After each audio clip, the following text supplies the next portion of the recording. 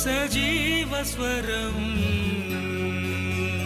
ప్రతి మనిషిని ఆత్మీయ బాటలో నడిపించే స్వరం ప్రభు యేసు స్వరం ఆ క్రీస్తు స్వరం సజీవ స్వరం.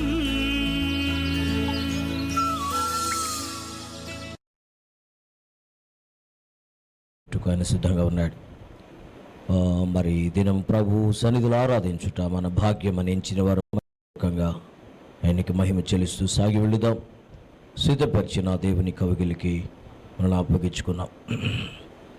అనురాగాలు కురిపించి నీ ప్రేమ తలచి అరుదైన రాగాలని స్వరపరచి ఆనందగానాలే సప్తస్వరాలుగా నే పాడన. నిజమైపులే యేసయ్యా నా హృదయ సీమను ఏలుమయా నీ దివ్య సన్నిధి చాలు. నిజమైపులే అనేక మంది జీవితాల్లో హృదయానికి దేవుని ఆత్మ సన్నిధికి తావివ్వక పోవటం వలనే అనేక విషయాల్లో మనము దేవునికి దూరమైపోతున్నాం. దేవుని మహిమపరచాన్ని కలుగులేకలుగుతాం. నామదేవుని గురించి సూతులు తెలుగుతాం. మనస వాచ్య కర్మణ త్రికరణ శుద్ధితో దేవుని కనపడతాం.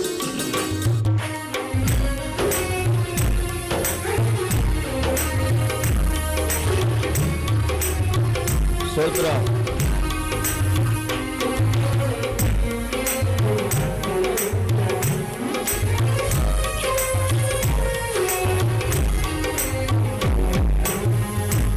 అనురాగాలు కురిపించి నీ ప్రేమ తలచి అరుదైన రాగాలని చిరపరచి ఆనందగానాలే సప్తస్వరాలుగా నీ పాడనా. అనురాగాలు కురిపించి నీ ప్రేమ తలచి అరుదైన రాగాలని స్వరపరచి ఆనందగానాలే సప్తస్వరాలుగా నీ పాడనా. యేసయ్యా నా హృదయ సీమను ఏలుమయా సన్నిధి చాలుమయా. యేసయ్యా నా హృదయ సీమను ఏలుమయా సన్నిధి చాలుమయా. అనురాగాలు కురిపించి నీ ప్రేమ తలచి అరుదైన రాగాలని స్వరపరచి ఆనందగానాలే సప్తస్వరాలుగా నీ పాడనా. స్తోత్రం చేసి ఆరాధిద్దాం.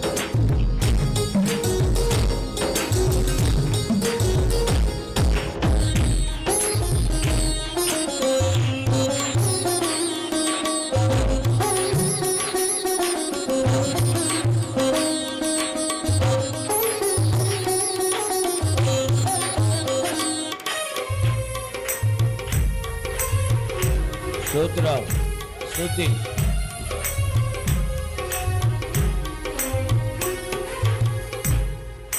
నీ జ్ఞానాత్మయే వికసింపజేసెను నన్ను సర్వసత్యములో నడుచుటకు.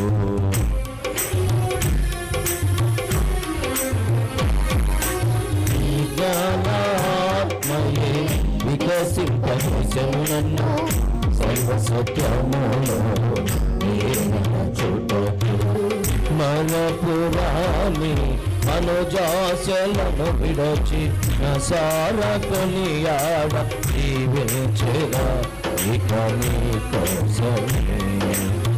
మనపురాణి అనుజాస్యలను విరచి మనసార కొనియాడ జీవించేదా ఇక నీ కోసమే. అనురాగాలు కురిపించి నీ ప్రేమ తలచి అరుదైన రాగాలని స్వరపరచి ఆనందగానాన్ని సప్తస్వరాలుగా నీ పాడనా.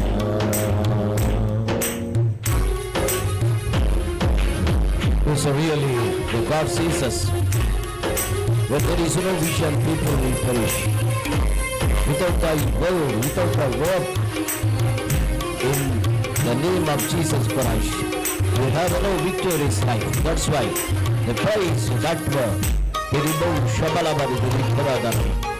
Stotram Chelistan, Kanaparadam.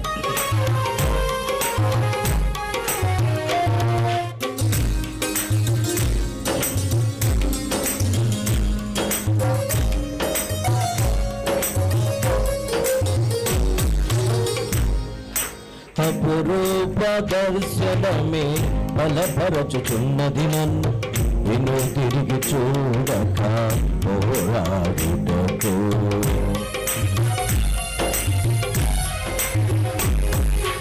అపురూప దర్శనమే బలపరచుచున్నది నన్ను విను తిరిగి చూడక పోరాడుటకు. ఆశ్చర్యకరమైన నీ కృప పొంది గడవరకు నీ కాడినే మోమున నాటి నిలయమే. ఆశ్చర్యకరమైన నీ కృప పొంది గడవరకు నీ కాడినే మోమున నాటి నిలయమే. అనురాగాలు కురిపించి నీ ప్రేమ తలచి అరుదైన రాగాలని స్వరపరచి ఆనందగానా. స్వరమెత్తి స్తోత్రం పూర్ణ హృదయముతో, పూర్ణాత్మతో, పూర్ణ బలముతో.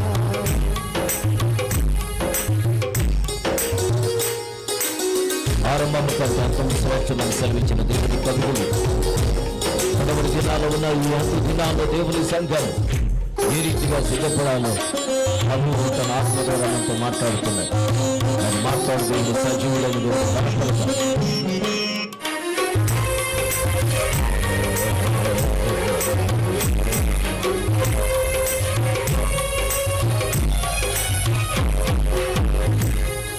నీ నీతి నియమములే నడిపించుతున్నవి నన్ను స్వర్ణ కాంతిమయమైన నగరము కొరకు.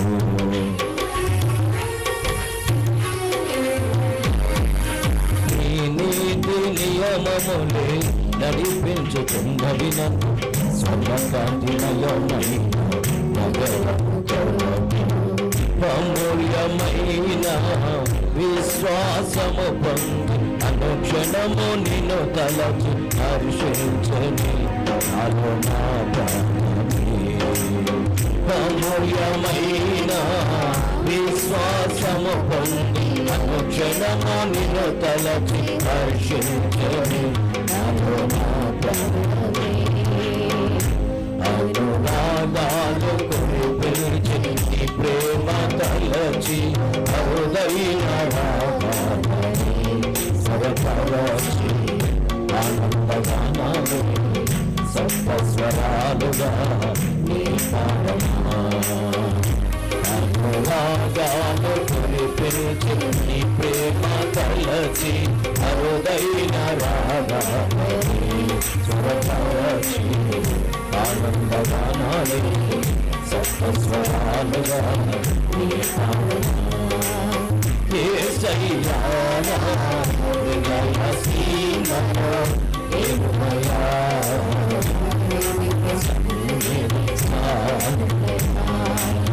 యేసయ్యా నా హృదయ సీమలో ఏమయ్యా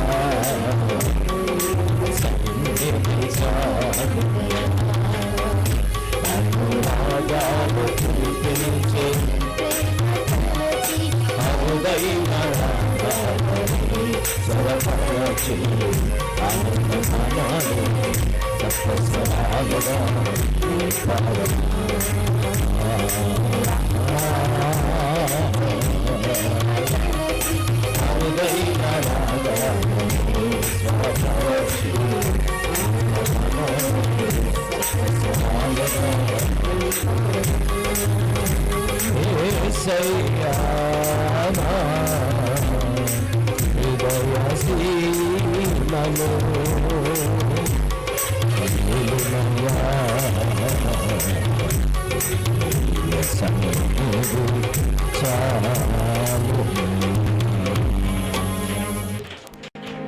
నీ నీతి నియమములే నడిపించుచున్నవి నన్ స్వర్ణకాంతిమయమైన నగరం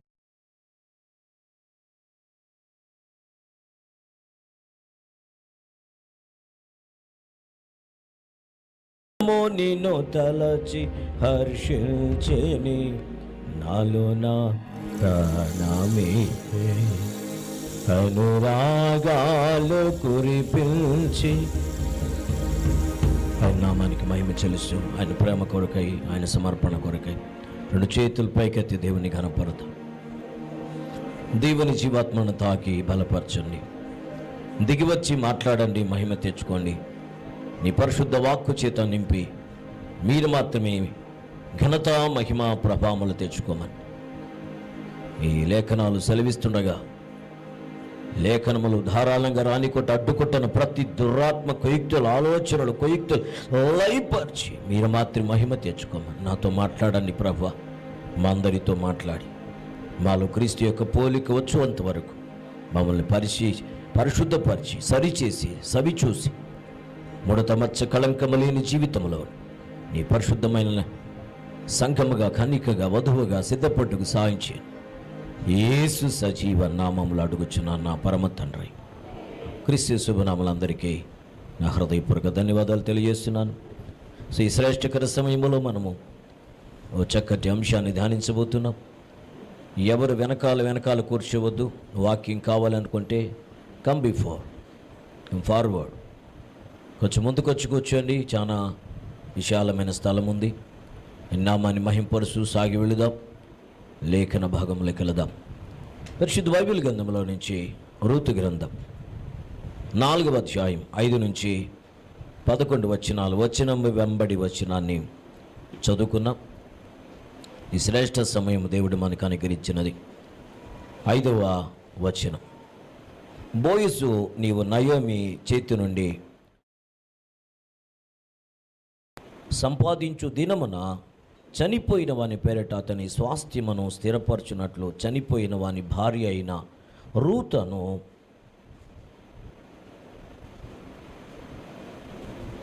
సంపాదించవలనని చెప్పగా, మోయాబీయుల యొద్ద నుండి దాని యొక్క సంపాదించుమని చెప్పగా, 6వ వచనం అందరు కలిసి చదవండి.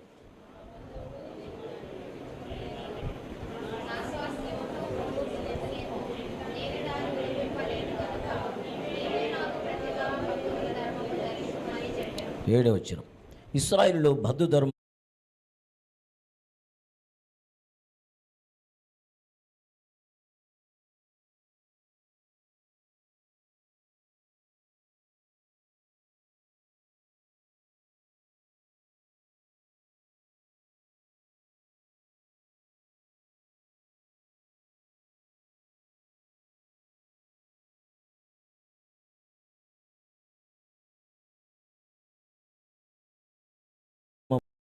కానీ క్రయ విక్రమలను గురించి కానీ ప్రతి సంగతిని స్థిరపరచుటకు పూర్వమున జరిగిన మర్యాద ఏదనగా, ఒకడు తన చెప్పు తీసి తన పొరుగువానికి ఇచ్చుటే. ఈ పని ఇశ్రాయేలులో ప్రమాణముగా ఎంచబడెను.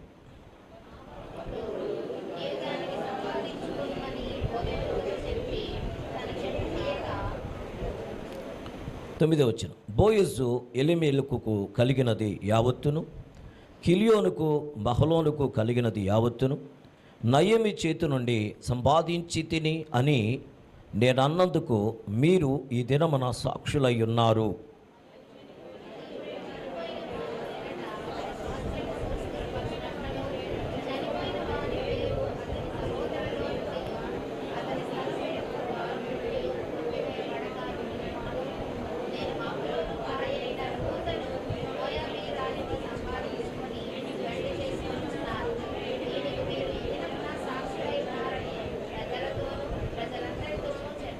11 వచ్చిన అందరూ కలిసి చెప్పుకుందాం, చదువుదాం.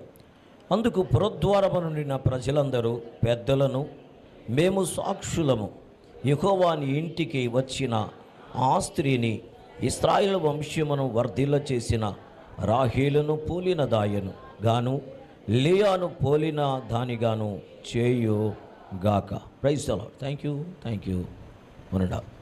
నాతో ఏకీవిచ్చిన అందరికీ నా హృదయపూర్వక ధన్యవాదాలు తెలియజేస్తున్నాను. ఈ దినము చదవబడినటువంటి 5 నుంచి 11 వచనాల్లో ఉన్న సారాంశాన్ని మనం ధ్యానించబోతున్నాం. ముందు నేను చెప్పాను, మరి తన యొక్క బంధుధర్మముల గురించి ధనవంతుడైనటువంటి శ్రీమంతుడైనటువంటి బోయజు దేవుని బిళ్ళారా తన ఆస్తిని పోగొట్టుకొని యూదా బెత్లెహేములో ఉండవలసినటువంటి మహ్లోను, తన భార్య అయిన నయోమి, మీకు బాధ చెప్పారా కిల్యోను, ఎలీమెలకు తన 2 కుమారులైన మహలోను కిల్యోనుని మరి నయోమిని తీసుకొని వెళ్ళి అంతా పోగొట్టుకున్నాడు. చివరికి ప్రాణాలు కూడా కోల్పోయినారు.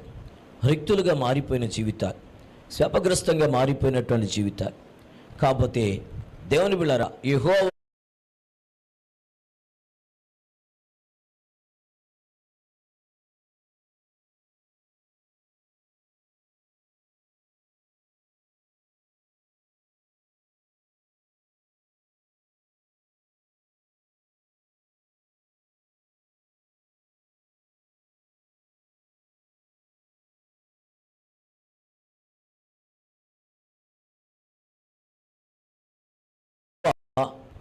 యూదా బెత్లెహేములో వారి ప్రార్థన విని వారికి ఆహారము దయచేశాడని వార్త విని శాపగ్రస్తమైన జీవితంలో ఉన్నటువంటి ఈ యొక్క నయోమి అంటుంది, కుమార్తెలారా మీరు మీ ఇంటికి వెళ్ళి మరి మీరు ఎవరినో పెళ్లి చేసుకోండి, ఎందుకంటే యూదా సంప్రదాయం ప్రకారము నాకు వయసు లేదు, ఒకవేళ వయసు చేసుకున్నా వయసు ఉండి ఎవరితో అన్నా ఒకవేళ మరి సంసార జీవితం జీవించి పిల్లల్ని కన్నా వారు ఎదిగి వచ్చేటప్పటికి మీరు కూడా వృద్ధాప్యంలోకి వచ్చేసారు. కాబట్టి కోడలుగా ఉన్న మీరుని లేక వారిని ఈ తల్లి అంటుంది, నా కుమార్తెలారా అంటుంది.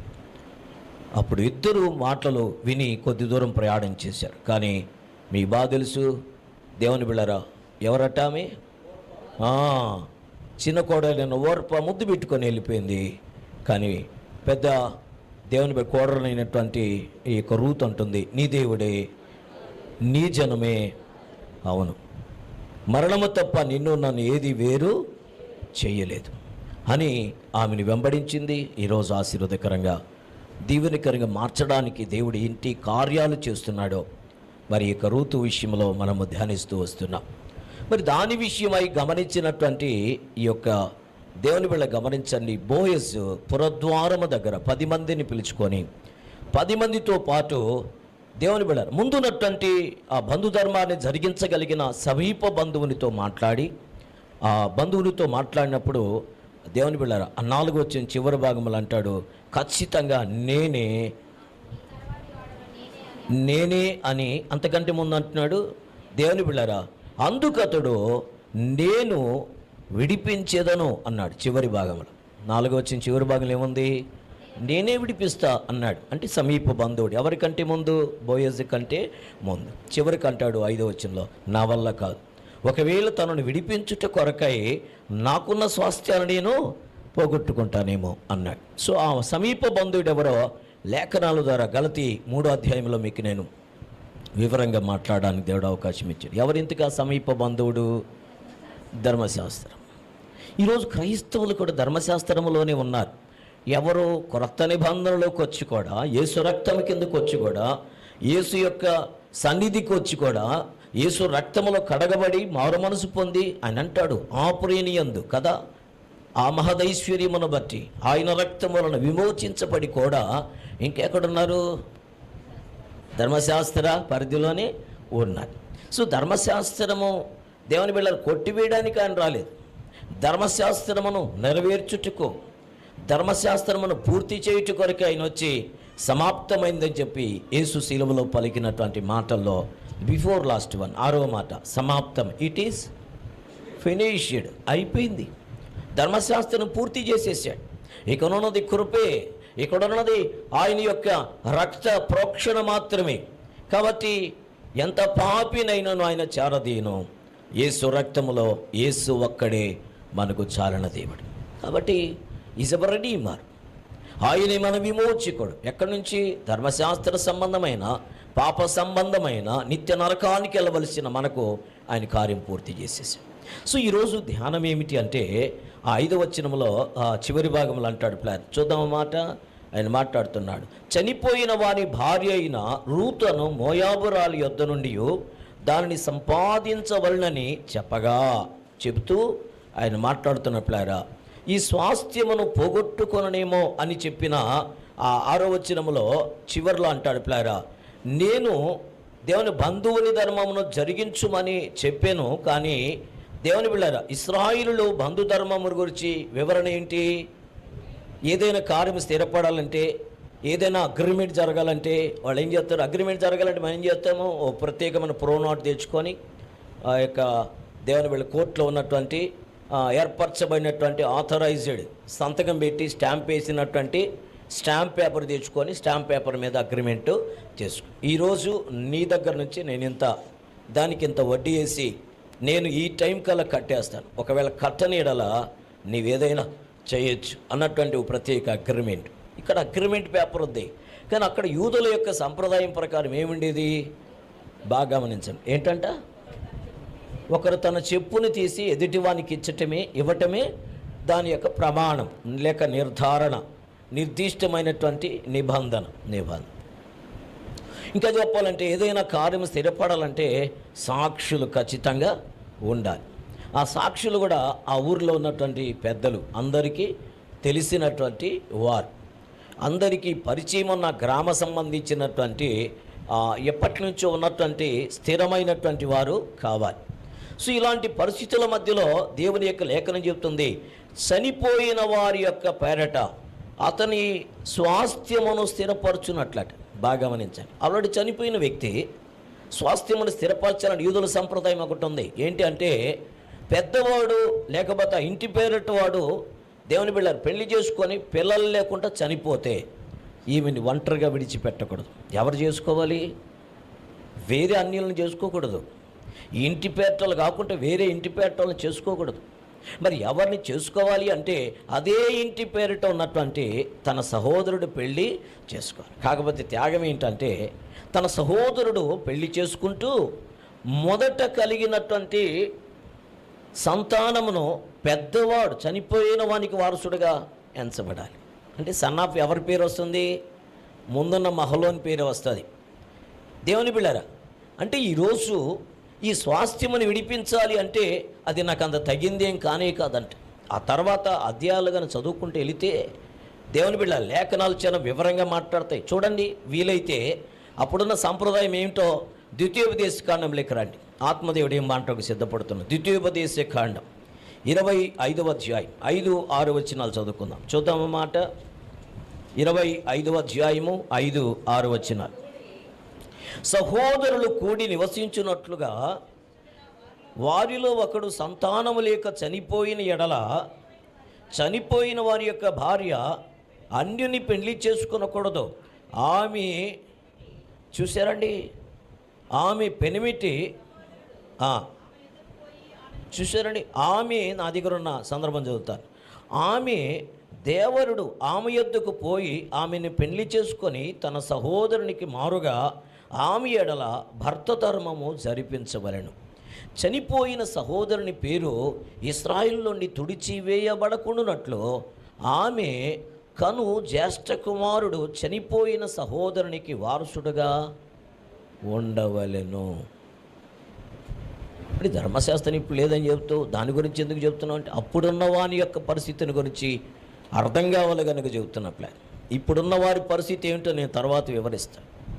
కానీ ఈరోజు ధర్మశాస్త్ర సంబంధమైన పరిస్థితుల్లో ఉన్నటువంటి ఇశ్రాయేలు ప్రజలలో ఈ యొక్క మహలోను తన యొక్క భార్య విధవరాలుగా మారిపోయినప్పుడు మరి బోయజ్ విషయంలో దేవుని కృప ఏ రీతిగా ఉన్నదో మీరు గమనించండి. బోయజ్ అన్నప్పుడల్లా మనకి ఎవరు గుర్తుకు రావాలంటే యేసుక్రీస్తు వారు గుర్తుకు రావాలి. రూతు అన్నప్పుడల్లా మనమే గుర్తుకు రావాలి. కారణం ఏంటి? ఆమె అన్యురాలు, విగ్రహారాధికురాలు. ఆమె ఎవరు అని కానీ గమనిస్తే ఆమె విమోచనకు ఏమాత్రం అవకాశం లేనటువంటి స్త్రీ. ఆమె విగ్రహారాధికురాలు, కానీ ఆమె ఎడల దేవుని కృప ఎంత అధికంగా ఉన్నదో, ఆమె ఎడల దేవుని యొక్క ఔన్నత్యము ప్రణాళిక ఎంత గంభీరంగా ఉన్నదో, సేమే మన ఎడల దేవుని కృప అంత అధికముగా ఉంటుంది అనే విషయాన్ని జ్ఞాపకం చేసుకోవాల్సిందిగా ప్రభు పేరిట నేను బ్రతిమలాడుతున్నాను. ప్రియులారా, మనం గమనించగలిగినట్లయితే అక్కడ అంటాడు చివరి 25వ అధ్యాయం ద్వితీయోపదేశకాండం 6వ వచనములో చివర్లు అంటాడు, దేవుని బిడ్డ చూసే చనిపోయిన సహోదరుని యొక్క పేరు ఇశ్రాయేలు నుండి తుడిచివేయబడకుండునట్లు ఆమె కను జ్యేష్ఠ కుమారుడు చనిపోయిన సహోదరునికి వారసుడుగా ఉండవలెను. మీకు బాగా గమనించంటారా? మరి ఈరోజు యోధా యొక్క చరిత్రను చూస్తే తన కోడలతో దేవుని బిళ్ళరా వెళ్ళినట్టుగా మనం గమనించగలం. మీకు బాగా తెలుసు. అది ఎందుకు వెళ్ళాడు, ఇతనికి తెలియకుండా ఎందుకు అలా దేవుడు కార్యం చేశాడు అని ఆలోచిస్తే అప్పుడున్న సంప్రదాయం ఏంటంటే యోధా తన కుమారునికి పెద్దోడికి ఇచ్చి పెళ్లి చేస్తాడు ఒక ఆవిని. ఆ పేరు నేను తర్వాత చెబుతాను. ప్రియులారా బాగా గమనించండి. మీకు బాగా వాక్యం తెలుసు కాబట్టి నేను ఎరుగుతును కనుక ఒకవేళ తెలియకపోతే తెలుసుకోండి, చదవండి బైబిల్. పిల్లరా, అతడు మంచోడు కాదు. యోధా యొక్క మొదటి కుమారుడు మంచోడు కాడు. వాడొక క్రిమినల్ అనమాట. అంటే వాడొక రోగ్. కానీ ఈ రోగ్ని తన యొక్క భార్యకి పిల్లలు కనుకుంటేనే దేవుడు తీసేసుకున్నాడు, అంటే చంపేశాడు. దేవుడే తీసేసుకున్నాడు. ఎందుకంటే పుట్టింప నీ వంచు, పోషించ నీ వంచు, గిట్టింపు వాడవు నీవే అనే విషయం వాస్తవం. ప్లాన్ అటు తర్వాత ఎవరు చేసుకోవాలి? రెండోవాడు కానీ ఆయనకి ఇంకొక క్రిమినల్ చేసుకున్నాడు. కానీ ఆ తర్వాత సందర్భం కానీ చదువుకుంటే మీకు అర్థమవుతుంది. దేవుని బిళ్ళ ఆమెతో సుఖంగా ఉన్నాడు, కానీ పిల్లలు కలగడానికి అవకాశం లేకుండా ఏదో చేసినట్టుగా ఉంది అక్కడ. అది నేను ఇంత వివరంగా చెప్పలేను ఇక్కడ.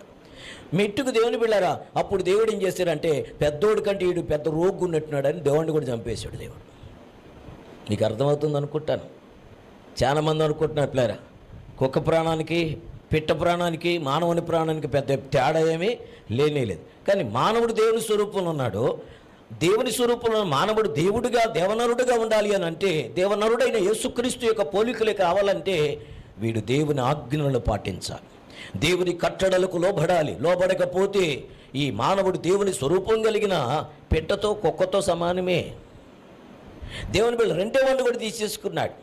ఈ కోడండ్రు దేవుని బిళ్ళను గమనించండి.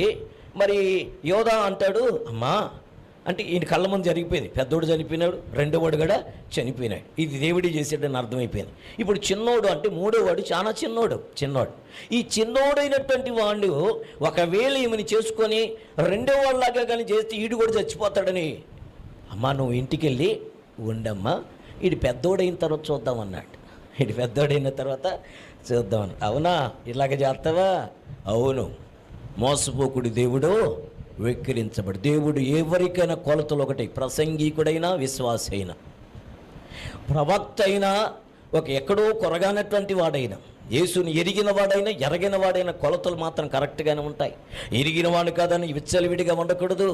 ఎరగని వాడ కదా అనుకొని ఎరగక నా సొంతము, నా ఇష్టము, నా రాజ్యము, నా జీవితము, నా ఒళ్ళు, నా జీవితం అనుకొని సొంత నిర్ణయాలతో సాగిపోవడానికి అవకాశం లేనే లేదు. అప్పుడు దేవుడు కార్యాన్ని ఏర్పరిచాడు. ఈ యోధాని ఓ ప్రత్యేక ప్రాంతానికి పంపించాడు. ఎరగని వారితో వేశ్యతో సహవాసం చేసినట్లుగా యోధాని సహవాసం చేపించాడు. సహవాసం చేసిన సొంత కోడలతోనే తనని దేవుని బిళ్ళరా ఆ కార్యము చేపించి ఎలుతుడ కొన్ని ఆనవాళ్ళు తీసుకున్నాడు. కర్రట, ఓ చెప్పు, ఉంగరము, కర్ర. పిల్లలు బాగా గమనించాడు. ఈయన వెళ్ళిపోయినాడు, మర్చిపోయినాడు కదండి. మనం కూడా చాలాసార్లు చాలా చేసేసి అసలు మనకి ఏమీ తెలియనట్టు మర్చిపోతాం. ఎందుకంటే మానవుడికి దేవుడిచ్చిన ఒక వరం ఏంటి?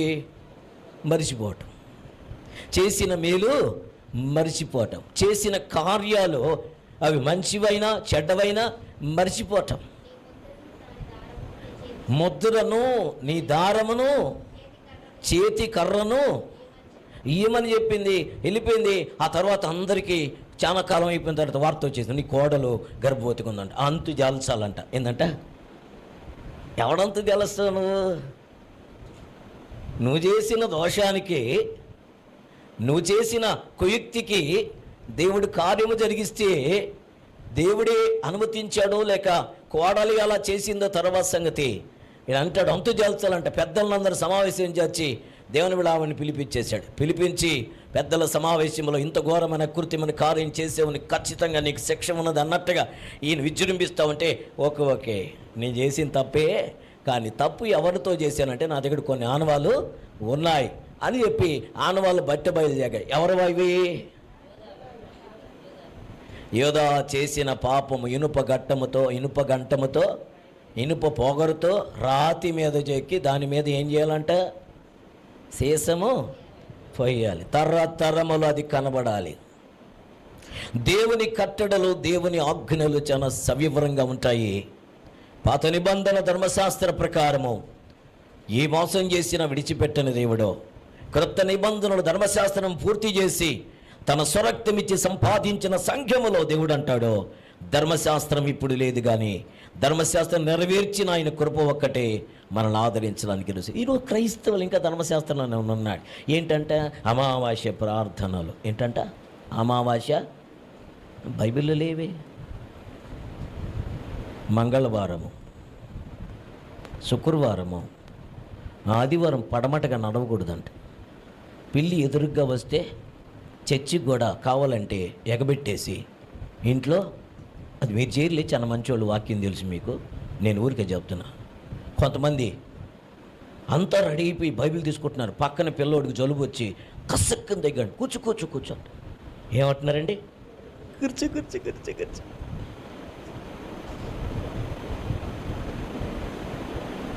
Is it Christianity? Is it a true follower of Jesus Christ or not? Is it a born again life? Is it through the word of God? వాక్యమైన దేవుడు అలా చెబుతున్నా అంటవా? ఎందుకు ఇలా ప్రవర్తిస్తున్నా అంటే లేఖనములలో వీళ్ళకి సరైనటువంటి అవగాహన లేదు. ఎవడో చెబుతాడు, ఎవడో నడిపిస్తాడు.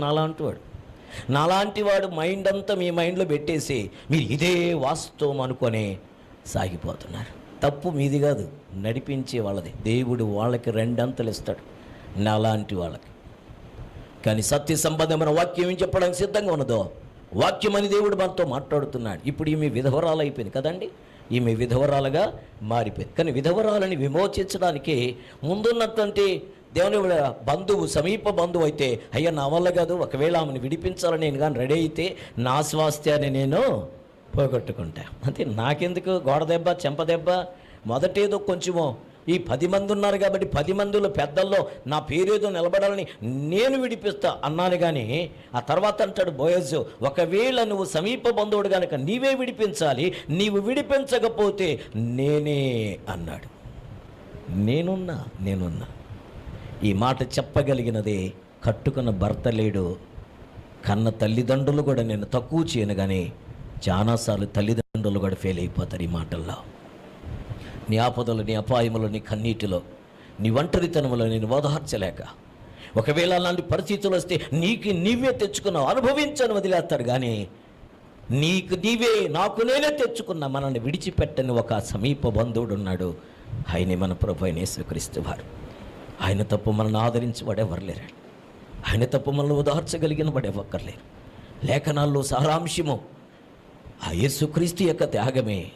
యేసు అనే నామము ఒక్కటే, యేసు మాత్రమే మనకు ఆధారం అనే విషయాన్ని నువ్వు మర్చిపోవద్దని ప్రభువు పేట నేను తెలియజేస్తున్నాను. చూడండి, నా స్వాస్థ్యము అన్నిటినీ పోగొట్టుకుందునేమో అని ఆ 6 చూద్దామా ఆ మాట. దేవుని బిడ్డలు గమనించండి, 4-6 వచనములు ఏం మాట్లాడతాడు చూడండి. ఆ బంధువుడు, నేను దానిని విడిపించుకొనలేను, నా స్వాస్థ్యమును నేను పోగొట్టుకొందునేమో, నేను దానిని విడిపింపలేను కనుక. చూసారండి, ఆయన మాట్లాడుతాడు, నీవే నాకు ప్రతిగా బంధువుని ధర్మమును జరిగించుము అని చెప్పాను. దేవుని నామానికి మహిమ కలుగునుగా. హల్లెలూయా. నేను మరలా చెప్తున్నాను, బోయజు యేసుక్రీస్తుకి సాదృశ్యమై ఉంటే రూతు మనకు సాదృశ్యమై ఉన్నది. మన జీవితము ఒకప్పుడే కాదు, మన జీవితము ఆయా సమయాల్లో ఎలా ఉండేది అంటే, వాస్తవిక విషయము దేవుని బిళ్ళారా, యజమానులు లేని అంటే తల లేని మొండిమలాగా మన బ్రతుకు ఉండేది. ఎవడో ఒకడు లాగుతాడు. ఇప్పుడు కూడా చాలామంది నల్ల లాగేస్తున్నాడు పాపం. పొరపాటు ఏంటంటే వాళ్ళది కాదు, వాళ్ళ హృదయములు ఏమి లేదు, క్రీస్తుకు స్థానము లేదు. అందుకనే వారు లాగబడిపోతున్నారు. నిర్దిష్టమైన అధికారము లేదు, నిర్దిష్టమైన ఆధిపత్యము లేదు. వాళ్ళకు వాళ్ళే హీరో, వాళ్ళు హీరోయిన్, వాళ్ళకు వాళ్ళే జీవితం అనుకుంటున్నారు. కానీ వాస్తవిక విషయం దేవుని దగ్గర ఉన్నదని, నిజమైన రియల్ హీరో యేసుక్రీస్తు అని, మన కొరకు ప్రాణం పెట్టి మన కొరకే సమాధి చేయబడి తిరిగి లేచిన మృత్యుంజయుడని యేసుదనే విషయాన్ని అనేక మందికి అర్థం కావట్లేదు. నువ్వు అర్థం చేసుకో. ఆయన ఒక్కడి మనకి హీరో, ఆయన ఒక్కడి మన విమోచకుడు, ఆయన ఒక్కడి మనను ఉద్ధరించగలిగిన వాడు, ఆయన ఒక్కడి చెయ్యి పట్టి నడిపించగలిగిన వాడు. చీకటి లోయలలో ఒంటరితనములు కృంగిపోయినప్పుడు, ఎవరు దిక్కు లేదు అనుకున్నప్పుడు, ఓదార్చువారు లేనప్పుడు, ఎక్కి ఎక్కి వేడ్చినప్పుడు, ఆదరించడానికి ఎవరు లేనప్పుడు, రాత్రులు అనక పగలనక ఎవరు లేరు అనుకొని నిరాశలో కృంగిపోయినప్పుడు, నా జీవితము మరణమే శరణ్యం అనుకున్నప్పుడు, దేవుని బిడ్డ ప్రేమిస్తాడన్న భర్త దూరం అయిపోతున్నప్పుడు, అతనే మరి నిందలేస్తూ ఉంటే, ఆదరిస్తున్న తల్లిదండ్రులే మరి నీకు నువ్వు తెచ్చిపెట్టుకున్నావని వదిలేస్తావంటే ఇంకెవరున్నారు అనుకొని ఎవరు లేరనుకున్న సమయంలో నేనున్నాను అని చెప్పగలిగిన ఒకే ఒక్కడు ప్రభువైన యేసుక్రీస్తు వారు. This is not a gospel, this is a practical message for us. ఇది మన కొరకై ప్రవచనాత్మకమైనటువంటి సందేశం. ఈ సందేశంలో ఆత్మదేవుడు చెప్తున్నాడు, అయ్యి పాత నిబంధన మనకి ఎందుకని, కొత్త నిబంధనలు ఏమైనా ఉందా అంటే చదువుకున్నాం. కొరింథీయులకు రాసిన 2వ పత్రిక, నాతో సహకరించ. కొరింథీయులకు రాసిన 2వ పత్రిక మనకు బాగా తెలిసిన కంఠతా వాక్యం అది. దేవుని బిళ్ళారా, 2వ పత్రిక 8వ అధ్యాయం 9వ వచనాన్ని ఒకసారి చదువుకుందాం. చూద్దాం మాట. మీకు తెలియదా? తెలుసు కదా. కొరింథీయులకు రాసిన 2వ పత్రిక 8వ అధ్యాయం 9వ వచనం, మీరు మన ప్రభు అయిన యేసుక్రీస్తు యొక్క కృపను ఎరుగుదురు కదా, ఆయన ధనవంతుడయుండి మీరు తన దారిద్ర్యము వలన ధనవంతులు కావాలని మీ నిమిత్తము దరిద్రులాయను. ఇందును గూర్చి తాత్పర్యము చెప్పుచున్నాను. సంవత్సరం కిందటని ఈ కార్యము చేయుటి అందేగాక చేయ తలపెట్టుట ఎందు కూడా మొదటి వారి ఉండిన మీరు, దేవునికి స్తోత్రం కలుగునగాక. పిల్లల బాగా గమనించాలి. ఇది ఎందుకు ఇంత వివరంగా చెప్తున్నా అంటే, ఆయన ధనవంతుడని దరిద్రుడిగా మార్చబడ్డా. ఏమి ఎందుకు కావాలి? మీరు మధ్య నీతిమంతులని మనం నీతిమంతులం అయిపోయినామా? ఆయన ధనవంతు ఎందుకు ధ్యానం చేయాలి మనకు? ఆయన ప్రేమిస్తున్నాడంతే. ఆయనకు కూడా విమోచకుడు గనక, ముందున్నటువంటి సమీప బంధువు విడిపించలేకపోతున్నాడు గనక, నీ శక్తి, నీ యుక్తి, నీ బలము, నీ యొక్క పరాక్రమము, నీకున్నటువంటి మరి ఛాతి బలము, నీకున్న ఆలోచనలను విఫలమైపోయి గనక, నీవు ఫెయిల్యూర్ అయిపోయినావు గనక, నీ బ్రతుకులో శాపాన్ని మాత్రమే కొని తెచ్చుకున్నావు గనక, నీ ప్రయత్నాలన్నీ నువ్వు విశ్వప్రయత్నం చేసావు కానీ నువ్వు నిష్ఫలంగా మిగిలిపోయినావు. కానీ నిన్ను వదిలేయటమో నీ తల్లిదండ్రులకు ఒకవేళ పోతే పోయినాడు అని వదిలేయచ్చేమో. తల్లిదండ్రులను తక్కువ చేయనండి. తల్లిదండ్రుల ప్రేమకు మించిన ప్రేమ ఈ లోకంలో ఏది లేదు. కానీ ఈ లోకంలో తల్లిదండ్రుల ప్రేమ కంటే ప్రేమించగలిగిన ప్రేమ ఆ సమీప బంధుడైన నజరుడైన యేసయ్య ప్రేమ. అందుకని యేసయ్య ప్రేమ ఎంతో మధురం, పాపిని కరుణించు ప్రేమ. ఎంత బాగుంటుంది కదా, ఎవరు నోరు తెరవట్లేదు కదా. యేసయ్య ప్రేమ ఎంతో మధురం, పాపిని కరుణించు ప్రేమ. ఆ ప్రేమ ఏం చేస్తుందట? తన ప్రాణమునిచ్చి కాపాడునులే, తన రెక్కల క్రింద దాచునులే. తన ప్రాణమునిచ్చి కాపాడునులే, తన రెక్కల క్రింద దాచునులే. యేసయ్య ప్రేమ ఎంతో మధురం, పాపిని కరుణించు ప్రేమ. యేసయ్య ప్రేమ ఆమేన్ ఎంతో మధురం, పాపిని కరుణించు ప్రేమ. కావాలని చూడండి, ఇది కొత్త నిబంధనలో మత్తయి సువార్తలకు రండి 13వ అధ్యాయం 44వ వచనం చూడండి. ఆయన ఏం మాట్లాడుతున్నాడు? 13వ అధ్యాయము 4వ వచనం బాగా గమనించండి. పరలోక రాజ్యము పొలములో దాచబడిన ఒక ధనమును పోలి ఉన్నది. ఒక మనుష్యుడు దానిని కనుగొని దాచిపెట్టి, చూసారని, తను దొరికిన సంతోషముతో వెళ్ళి తనకు కలిగినదంతయు అమ్మి, అంటే ఈరోజు నీకు తెలుసుకో సత్యాన్ని, ఈయన ఒక్కడే నీకు విడుదలవ్వగలిగినవాడు. ఇది దాచబెట్టబడిన ధనమట, ఇది మరుగయున్న మన్నా, కానీ నీ కొరకు అది సిద్ధంగా ఉన్నటువంటి మన్నా. నీకు విమోచించగలిగిన, నిన్ను ఉద్ధరించగలిగిన, నిన్ను ఆదరించగలిగిన, నీ వారెవరు చేయలేని, నువ్వు నమ్ముకున్న ధనవంతులు శ్రీమంతులు చేయలేని, నాకు వారొక్కరే సహాయం చేయగలను అనుకున్న వారు హ్యాండ్ ఇచ్చేస్తే నిన్ను చివరి నిమిషంలో కూడా విడిచిపెట్టక ముదిమోచ్చి వరకు ఎత్తుకొని ఉద్ధరించి ఆదరించి నిలబెట్టగలిగిన సమర్థుడు ఆయన ఒక్కడే. ఆయన అంటాడు, పరలోక రాజ్యము దాచబడిన ధనమును పోలి ఉన్నది. ఒక మనుష్యుడు దానిని కనుగొని, ఒకవేళ నీవు నేను నిజంగా అది వాస్తవమైతే ఆలోచిద్దాం ప్లారా, కనుగొని దాచిపెట్టి అది దొరికిన సంతోషముతో వెళ్ళి తనకు కలిగినదంతయు అమ్మి ఆ పొలమే ఈ రోజు నీ కొరకై నా కొరకై సిద్ధపరచబడిన విమోచించుటకు సిద్ధంగా ఉన్న విమోచన పొలం. నజరుడైన యేసయ్య శిలువ యాగములో ఆ కల్వరి పొలములో యాగమైపోయి మన కొరకై త్యాగము చేసి మనకు విజయ జెండా ఎగరేసిన దేవుడు. ఆయన ఓడిపోయి మనకి విజయం ఇచ్చాడు. ఆయన దరిద్రుడైపోయి మన శ్రీమంతులుగా మార్చేశాడు. ఆయన ప్రేమ త్యాగాన్ని కోరుకుంటే మన ప్రేమ స్వార్థాన్ని కోరుకుంటుంది. ఆయన ప్రేమ, దేవుని బిళ్ళారా, తన పేరు ప్రఖ్యాతిని పక్కన పెట్టేస్తే తను కేవలం శాపగ్రస్తుడుగా మనందరి నిమిత్తమై, దేవుని బిళ్ళారా, పాపమెరుగని ఆయన పాపంగా మార్చబడితే మనమైతే ఆ విమోచన కార్యాన్ని గుర్తు చేసుకోలేకపోతున్నాం.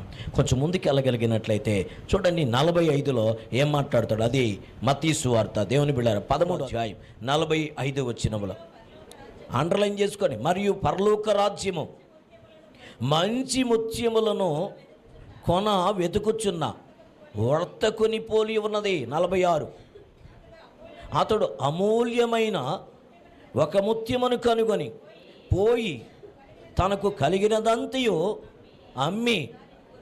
ఎంతకీ అమూల్యమైన ముత్యము పొలము ఏంటి అని మీరు చెప్పచ్చు. మనమే ఆ ముత్యము. చాలామంది ఏమనుకుంటారంటే, ఐఎమ్ డస్ట్ అండి, ఐఎమ్ హోప్లెస్ అండి, అయ్యా ప్రార్థన చేసేటప్పుడు మనం మనలో ఏమైనా ప్రార్థన చేస్తారంటే, నేను మట్టిని దుమ్ముని ధూళిని అంటే పర్వాలే.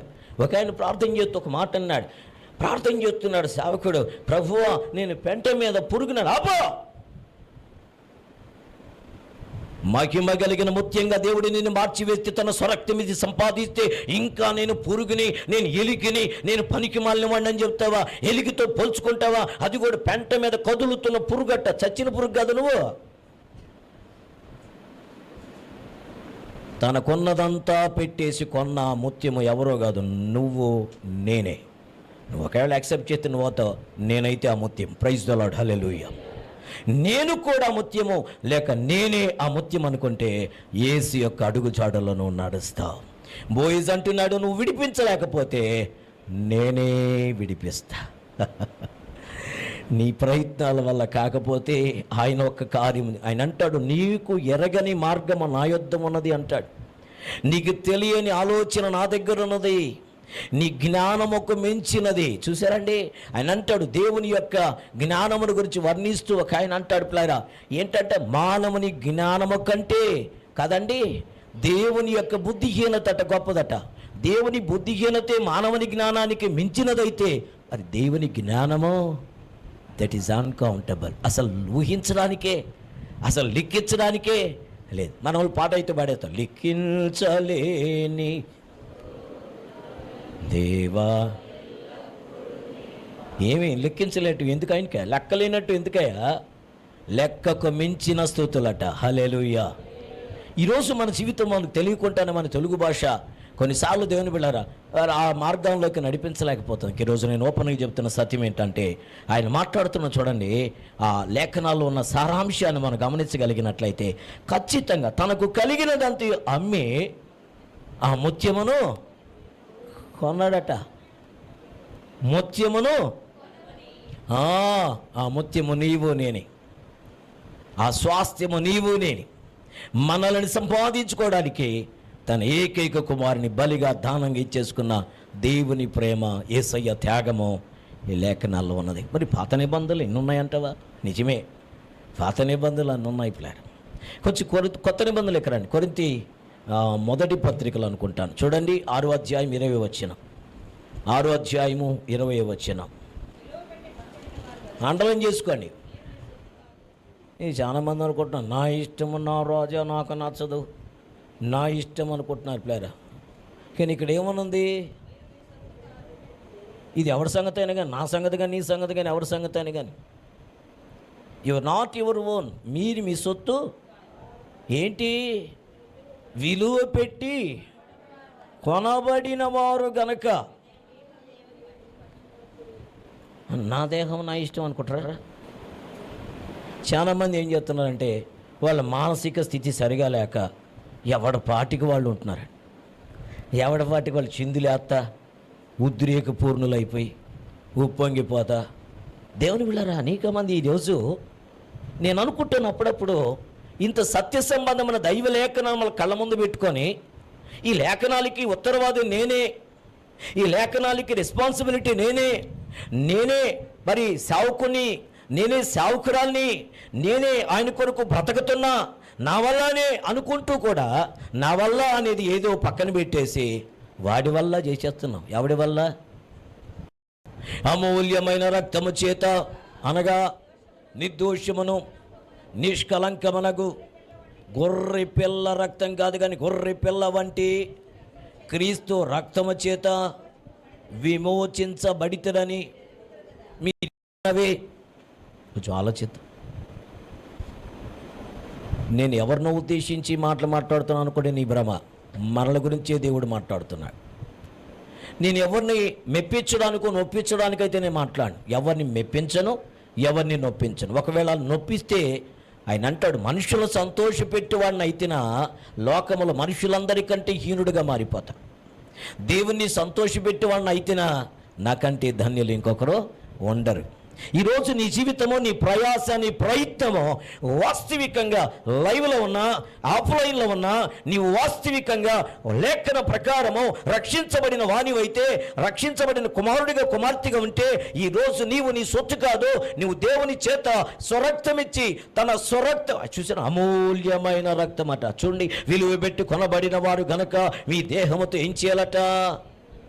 దేవుని అమూల్యమైన రక్తము చేత అనగా నిర్దోషమును నిష్కలంకమనగు గొర్రె పిల్ల వంటి క్రీస్తు రక్తము చేత వివేచించబడితురని మీరు ఎరుగుదురు కదా. ఆయన జగత్తు పునాది వేయబడక మునిపే చూశారని నియమించబడిన కానీ తను మృతుల్లోండి లేపి తనకు మహిమనిచ్చిన దేవుని యొక్క ఎడల తన ద్వారా విశ్వాసులని మీ నిమిత్తము కడవరి కాలముల యందు ఆయన ప్రత్యక్ష పరచబడెను కాగా మీ విశ్వాసము నిరీక్షణయు దేవుని యందు ఉంచబడి ఉన్నది. దేవుని వాక్యమూలంగా అక్షయ బీజము నుండి పుట్టింపబడిన వారు గనుక నిష్కపటమైన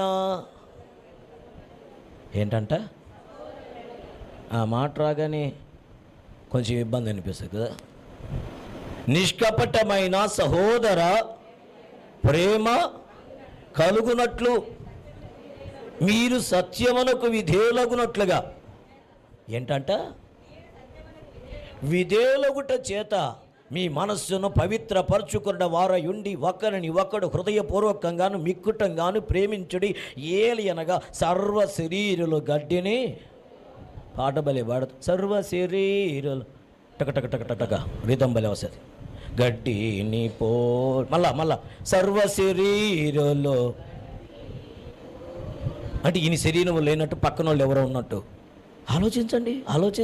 సర్వ శరీరులు గడ్డిని పోలిన వారయున్నారు, వారి అందమంతయు పువ్వువలే వాడిపోవును.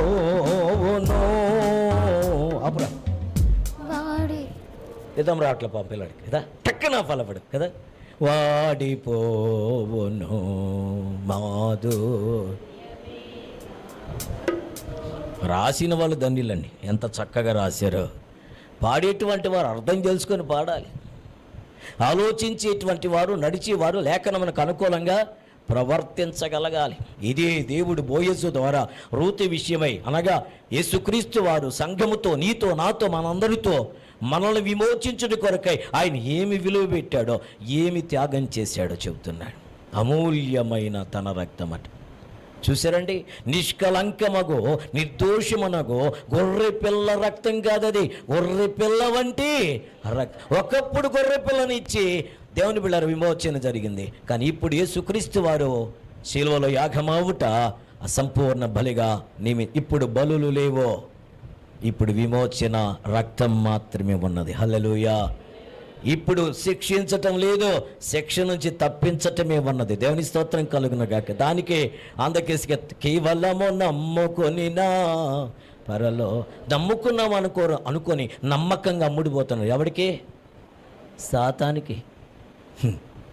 కాబట్టి నేను ప్రభుపేట బ్రతిమలాడుతున్నా, నీ జీవితం ధన్యకరంగా, దీవెనికరంగా, ఆశీర్వాదకరంగా ఉండాలని దేవుని యొక్క ఉద్దేశం ఉంది. ఆ రక్తమును బట్టి యోహాను భక్తుడు ప్రకటన గ్రంథంలో ఇలా మాట్లాడతాడు. చదువుకున్న మాట, ప్రకటన గ్రంథం 5వ అధ్యాయంలోకి రండి. వరకు డబ్బులు పనికిరా, కోట్లు ఇస్తానండి. ఒక ఆయన అంటే 1,00,000 కోట్లు ఇస్తానండి, నాకు విమోచన కలుగుతుందా? 1,00,000 కోట్లు కాదు, 1,00,000 కోట్లు ఎక్కువ ఇచ్చినా నీకు విమోచన జరగదు. కానీ నీ కొరకు ఏం చేయబడాలి? ఆ స్వరక్తం ఇచ్చిన ఆ యేసు నామమును అంగీకరించాలి. చూడండి, నేను మాట్లాడుతున్నా ప్లాన్. నీ రక్తం ఇచ్చి ప్రతి వంశములోను, ఆయా భాషలో మాట్లాడే వారిలోను, ప్రతి ప్రజలోను, ప్రతి జనములోను దేవుని కొరకు మనుష్యులను కొని మా దేవునికి వారిని ఒక రాజ్యముగాను యాజకులుగాను చేసితివి గనక వారు భూలోకమును ఏలుదరని. క్రొత్త పాత పాట ఏంటి? నీ బతుకు చెడిపోయిందిరా, నువ్వు నాశనము, నిత్య నరకం. కానీ కొత్త పాట ఏంటి? నువ్వు విమోచించబడ్డవి. ఎలా? తన స్వరక్తం ఇచ్చి సంపాదించిన యేసు రక్తము వలన. హల్లెలూయా. ఆ పెద్దలు అంటున్నాడు, నీవు ఈ గ్రంథమును తీసుకొని విప్పుటకు యోగ్యుడవట. నీవైతే సరిపోతావో, నీవైతే యోగ్యుడవట. అందుకని ప్రభు పెట్టి నేను తెలియజేస్తాను, ఒకే ఒక పదం ఏంటంటే, మనల్ని విమోచించడానికి ఆ నిజమైన బోయజు ఉన్నాడు. బోయజు తన పొలాన్ని ఇచ్చాడు, బోయజు తన ఆస్తిని ఇచ్చాడు. బోయజు ఆస్తినిచ్చి, దేవుని బిళ్ళరా, మహలోను, కిలియోను, దేవుని బిళ్ళ గమనించండి, ఎలీమెలకు యొక్క ఆస్తినంతా, రూతు స్వాస్థ్యమనంతా తీసేసుకున్నాడు. ఇది లోక సంబంధమైన విమోచన.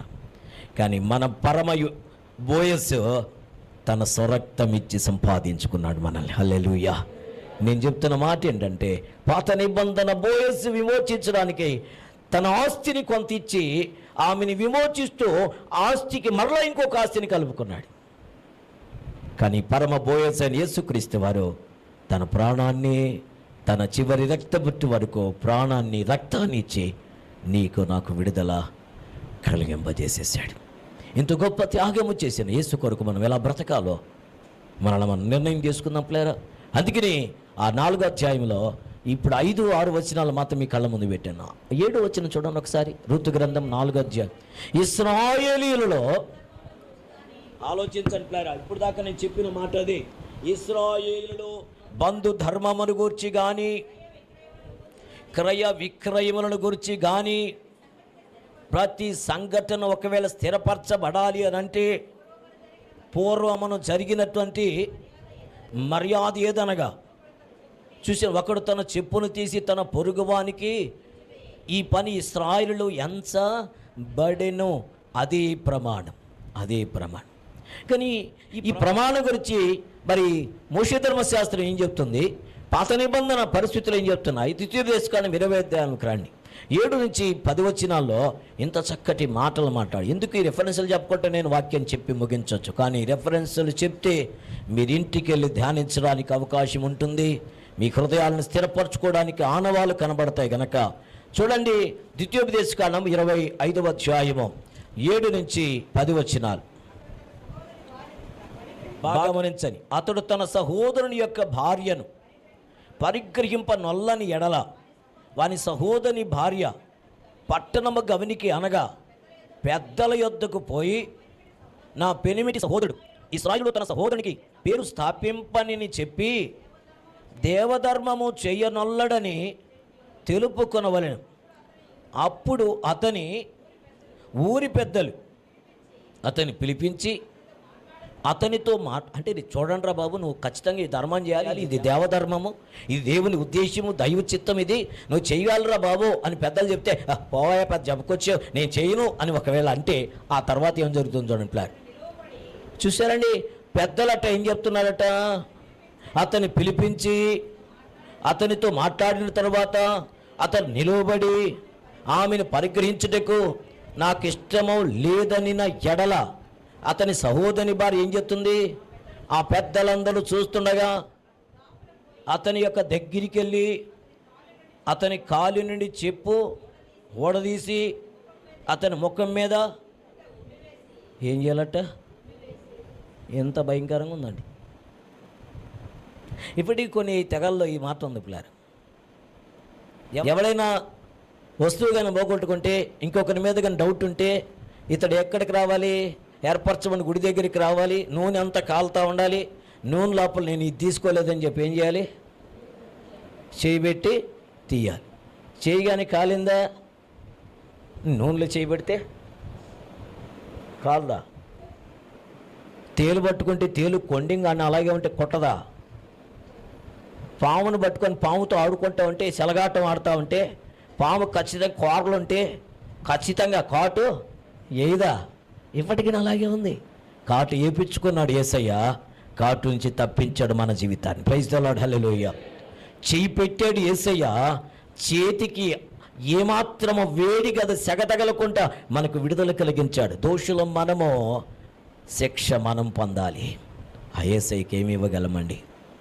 యేసయ్యకి ఏమిచ్చి రుణం తీర్చుకోగలం? యేసయ్య చేసిన విమోచన కార్యమును స్వతంత్రించుకున్న మన జీవితంలో మన దేహమును, మన హృదయాన్ని, మన హృదయ కవాటం, మన జీవిత గమనాన్ని దేవునికి ప్రణంగా దానంగా ఇవ్వవలసిన మన బ్రతుకుల్లో నా ఇష్టము నా సొంతము అనేటువంటి జీవితం ఉంటే ఇంకా నీ జీవితంలో గ్రహించవలసింది ఏంటంటే నువ్వు ఇంకా తిరిగి దేవుని యందు విశ్వాసం ఉంచలేదో నీ విశ్వాసము నిష్ఫలంగా మారిపోతే, నీ జీవితంలో ఇంకా తగ్గించుకునే స్థితి లేకపోతే, విధేయత చూపించే స్థితి లేకపోతే ఖచ్చితంగా లేఖన మనకు అనుకూలమైన క్రైస్తవ జీవితం నీకు లేదు. కొంతమంది అంటారు క్రొత్త నిబంధన సంఘం నాది, మరి ఇంకా వధువు సంఘం అంటే వధువు సంఘమా? దేవునికి స్తోత్రం. వధువు సంఘములో విధేయత లేకపోతే, వధువు సంఘము మార్పు లేకపోతే, వధువు సంఘము తగ్గించుకోకపోతే, వధువు సంఘం ఇంకా అహంకారముతో ఉంటే, వధువు సంఘం ఇంకా పాత నిబంధన సంబంధమైన ఆనవాళ్ళతో ఉంటే, అంటే ఏంటది? క్షవరము కోకించుకోకుండా, ఇంటికలు కట్ చేయకుండా, బుధవారం మంగళవారం శుక్రవారం ఆదివారం అని చెప్పుకుంటా, తిథి నక్షత్రాలు ఏర్పరచుకుంటా, ఇంకా అంటాడు దేవుడు మానవులను యథార్థవంతులు, పాత నిబంధన చెప్తున్న సత్యం ఇది, యథార్థవంతులు చేసిన మానవులు తమ కొరకు వివిధములైన తంత్రాలు చేసుకున్నారంట. మంత్రాలు తంత్రాలు, వీళ్ళు బ్రతుకులు ఇంతే. మంత్రాలు తంత్రాలు, ఆత్మచేత నింపబడి ఆత్మ ఆరాధనలు చేస్తూ, భాషలు మాట్లాడుతూ, దర్శనాలు చూస్తూ కూడా ఇంకా మాకు చేతబడులు, ఇంకా మాకు కాపాడి ఈ బడి అవుతుందంటే నీవు ఇంకా ఈ బడిలోకి రాలి. యేసయ్య బడిలోకి ఇంకా రాలా. యేసయ్య బడి ఎలా ఉంటుందంటే విజయాన్ని ఇస్తుంది, యేసయ్య బడి ధైర్యాన్ని ఇస్తుంది, యేసయ్య బడి యేసులాగా మార్చివేస్తుంది, యేసు పోలికనిస్తుంది. యేసయ్య బడి ఎక్కడుంది అంటే ఎవరో బోధిస్తాను నా దగ్గరికి రా, నేనే యేసయ్య బడి చెప్తున్నాను మాత్రం అనుకోవద్దు. యేసయ్య బడి బైబిల్ మాత్రమే, యేసయ్య బోధ వాక్యం మాత్రమే. వాక్యాన్ని ఉచ్చరించండి, దేవుని అద్భుతాలు మన జీవితంలో జరిగించడానికి దేవుడు సిద్ధంగా ఉన్నాడు. పిల్లలు అంటాడు, పిల్లరా అతడు తన సహోదరి భార్యను పరిగణింపని ఎడల దేవుని చెప్పు వడబడికి ఏం చేస్తా అంట, పెద్దలందరూ చూస్తుండగా ఏం చేయాలంట? వెరీ గుడ్ బ్రదర్, నన్ను విమోచించలేదు, ముద్దు పెట్టుకుని వెళ్ళకూడదంట. ఏం చేయాలంట? కాలు చెప్పుని చేసి అతని ముఖం మీద ఏం చేయాలట? ఉమ్మి వేసి తన సహోదరులు తన సంగతి తన ఇల్లే నిలబెట్టుకోకుండా నువ్వు నాకొద్దు, విడాకులు ఇచ్చాయి, నువ్వు నాకొద్దు, నీవు నాకు సంబంధమే లేదంటే దేవుని చేత నిబంధన చేయబడిన తర్వాత సావో రేవో పాపపు వ్యాధి మనుష్యులను బతికి ఉండే చంపేస్తూ ఉంది. దేవుని కొరకు బ్రతకనీయకుండా పాత నిబంధన జీవితాన్ని నాశనము శాపగ్రస్తమైన జీవితంగా మారిపోతున్న ఆ స్థితి దేవుడు మనకు మార్చునుగాక. అందరము ఒకసారి లేచి నిలబడుకున్న మనం అని కవిగిలి కలుదాం. నమ్మదగిన దేవుడు, నిన్ను నన్ను మనందరినీ ఆదరించి ఉద్ధరించడానికి సిద్ధమైన సమీప బంధువుని స్తుతిస్తూ ఆయన కవిగలేకి వెళదాం. నమ్మదగిన దేవుడిని దీవించడానికి సిద్ధంగా ఉన్నాడు ప్లారా. మధురమైన ప్రేమను చూపించిన సర్వశక్తి కలిగిన కలువరి నాథుడైన దేవుడు ఈరోజు ఒకవేళ ఈ స్వరాన్ని వింటూ ఉన్న సమీపంలో ఉన్న ఒకవేళ కేవలము విశ్వాసముంచిన క్రైస్తవ యేసు కలువరి గిరి నుండి పిలిచిన నా యేసు సిలువ మరణమును గెలిచిన నా యేసు హల్లెలూయా హల్లెలూయా హల్లెలూయా హల్లెలూయా హల్లెలూయా హల్లెలూయా హల్లెలూయా హల్లెలూయా హల్లెలూయా హల్లెలూయా హల్లెలూయా హల్లెలూయా హల్లెలూయా హల్లెలూయా హల్లెలూయా హల్లెలూయా కలువరి గిరి నుండి పిలిచిన నా యేసు సిలువ మరణమును గెలిచిన నా యేసు. స్తోత్రం చేద్దాం హృదయపూర్వకంగా. స్తోత్రం.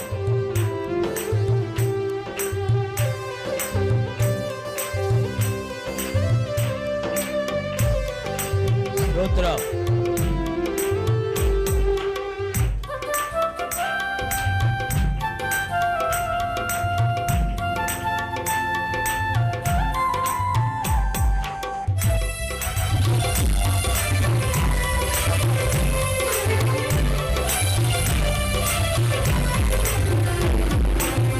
మధుర ప్రేమను చూపించినాపై మదిని నమ్మది చేకూర్చినావు.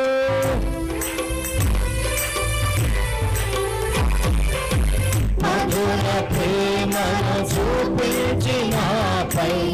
మదిని నమ్మది చేకూర్చినావు. మారని యేసు రాజా మరువను నిన్ను దేవా. మారని యేసు రాజా మరువను నిన్ను దేవా. హల్లెలూయా. స్తోత్రం. స్తుతినైనా హల్లెలూయా హల్లెలూయా హల్లెలూయా. స్వరమెత్తి హల్లెలూయా హల్లెలూయా హల్లెలూయా హల్లెలూయా హల్లెలూయా హల్లెలూయా హల్లెలూయా హల్లెలూయా. స్తోత్రం. హల్లెలూయా. కలువరి గిరి నుండి పిలిచిన నా యేసు సిలువ మరణమును గెలిచిన నా యేసు. వెదరి బ్రతుకున నే చెదరిపోగా వెదకి దరి చేర్చి సమకూర్చినావు. వెదరి బ్రతుకున నే చెదరిపోగా వెదకి దరి చేర్చి సమకూర్చినావు. వేదనలు బాపినావా విడువను నిన్ను దేవా. వేదనలు బాపినావా విడువను నిన్ను దేవా. హల్లెలూయా. స్తోత్రం. ఈ బాబా శబనద ఇక్కనద స్తోత్రం. హల్లెలూయా హల్లెలూయా హల్లెలూయా హల్లెలూయా హల్లెలూయా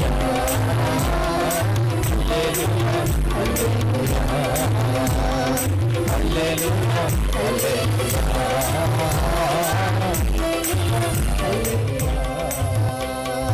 కలువరి గిరి నుండి పిలిచిన నా యేసు మరణమును గెలిచిన నా యేసు.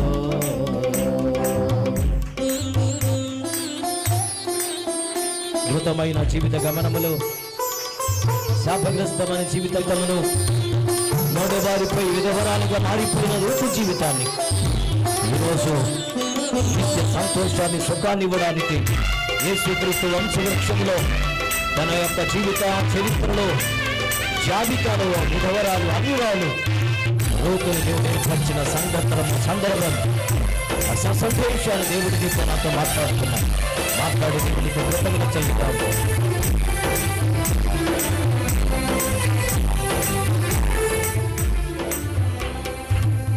మర్త్యమైన ఇహలోకమందే నిత్య రాజ్యము నాకొసగినావు. మర్త్యమైన ఇహలోకమందే నిత్య రాజ్యము నాకొసగినావు. శక్తిగల నీ నామము నిత్యం భక్తితోనే ప్రకటింతు దేవా. శక్తిగల నీ నామము నిరతం భక్తితోనే ప్రకటింతు దేవా. హల్లెలూయా హల్లెలూయా స్తోత్రం. హల్లెలూయా హల్లెలూయా హల్లెలూయా హల్లెలూయా హల్లెలూయా హల్లెలూయా హల్లెలూయా హల్లెలూయా హల్లెలూయా. ప్రార్థించే ఏకీవిద్దాం. ప్రతి కన్నీటి నుంచి విడుదల, సంతోషమును, ఆనందమును దయచేసి ఈ నామానికి మహిమ, ఘనత, ప్రభావాలు కలిగించుకోమని యేసు నామములో వేడుకని ప్రార్థిస్తున్నాను తండ్రి, ఆమేన్. అలా పరమతైన దేవుని ప్రేమ, యేసుక్రీస్తు వారి యొక్క అపారమైన కృప, పరిశుద్ధాత్మ దేవుని యొక్క అన్యోన్య సన్నిధి, సమాధానం, ఆదరణ కూడిన మనకు లోక సకల పరిశుద్ధులకు ప్రముఖంగా ఈ వార్త వింటూ ప్రభు కొరకు జీవించాలని తీర్మానం చేసుకున్న ప్రతి ఒక్కరికి ప్రభు సహాయం చేసి ఇక మన సన్నిధిని ఉదయింపజేసి సాక్షిగా నిలబెట్టి కాపాడును గాక. ఆమేన్ ఆమేన్. క్రీస్తు నామములో అందరికీ thank you. Praise the lord.